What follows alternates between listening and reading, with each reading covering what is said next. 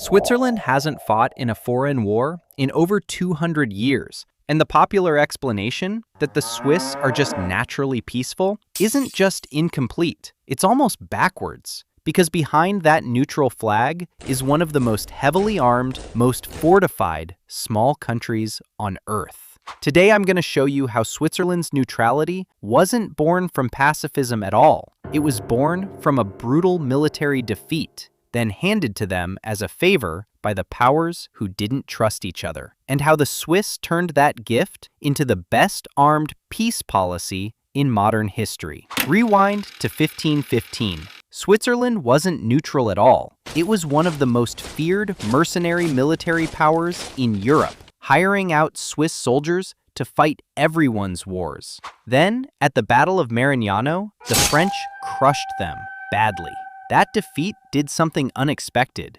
Instead of rebuilding to fight again, the Swiss cantons made a decision that would define the next 500 years. Stop expanding, stop taking sides, and stay out of everyone else's fights, purely as a survival strategy, not a moral one. That plan held for nearly 300 years, until 1798, when Napoleon simply invaded anyway, turned Switzerland into a French satellite state, and proved that "we'd rather not fight" means nothing without someone else agreeing to respect it. Here's the part most people skip. After Napoleon's defeat, the great powers of Europe, Austria, Russia, Britain, Prussia, sat down at the Congress of Vienna to redraw the map. And they looked at Switzerland's location and realized something useful. Switzerland sits directly between France and Austria, right in the mountain passes armies would have to cross to invade each other. A neutral, unclaimed Switzerland wasn't a gift to the Swiss. It was a buffer zone that kept the great powers from colliding on top of it. So in 1815, the great powers declared Switzerland perpetually neutral, not because Switzerland demanded it, but because it was the arrangement that best protected everyone else. Switzerland's neutrality was, in a very real sense, designed by the countries around it. The Swiss accepted the deal happily because it solved their real problem too, staying independent without picking a side that could get them crushed again. Neutrality wasn't surrender. It was the only strategy small mountain cantons had that actually worked. And this is where the peaceful myth falls apart. Switzerland didn't disarm. It built one of the most intense conscription armies in Europe. Nearly every able-bodied man required to serve, keep a rifle at home, and train regularly for decades.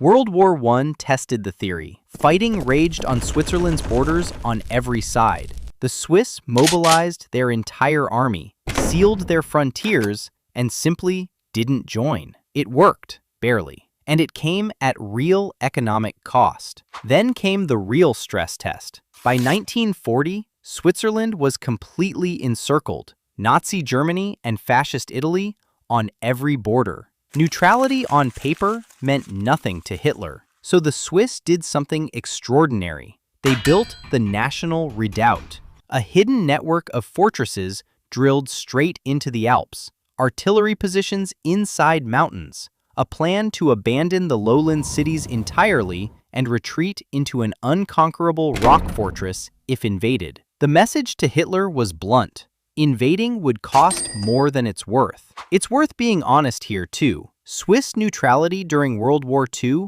wasn't purely noble. The country did business with Nazi Germany, and its banking secrecy laws became a controversial refuge for wartime money. Neutrality protected Switzerland, but it wasn't morally simple. After the war, Switzerland doubled down. It hosted the Red Cross, became a favorite site for international diplomacy, and turned neutrality from a defensive strategy into a global brand, the place where enemies could meet on truly unclaimed ground. If you're old enough to remember the Cold War, you'll remember Switzerland as the country that stayed out of it entirely. No NATO, no Warsaw Pact, just mountains and watches and banks. That wasn't luck. It was 2 centuries of a small country making itself too expensive to invade. It's tempting to think Switzerland is neutral because the Swiss are simply gentle by nature. But the real story is almost the opposite. A country that got flattened once,